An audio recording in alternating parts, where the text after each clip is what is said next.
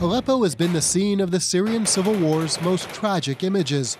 And now, after weeks of intense fighting, the opposition-held eastern part of the city seems on the verge of collapse. For 2 weeks, the Syrian government has pushed forward behind a blitz of artillery and aerial bombardment. Tens of thousands have fled in the face of the onslaught, a constant stream of the desperate. Russian defense forces say today alone, 20,000 people have left, and more than 1,200 fighters have surrendered. They say the Syrian government now controls 93% of the city. Human rights groups dispute just how many have left and say the focus must be on the plight of those who remain. More than 100,000 people in a shrinking section of rebel-held territory.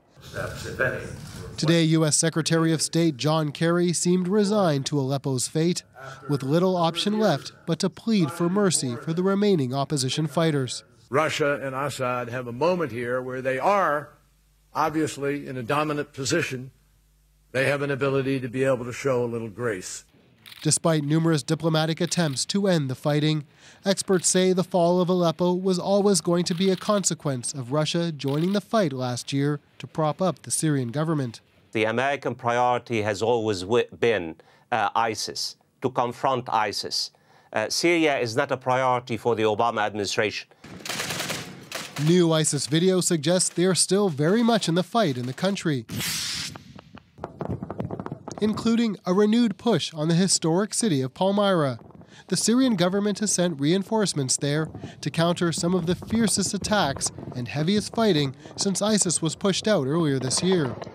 The U.S., meanwhile, says it's sending 200 more special operations troops to bolster a planned offensive on the ISIS stronghold of Raqqa.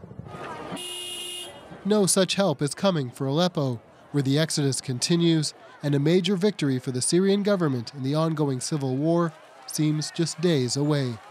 Stephen D'Souza, CBC News, New York.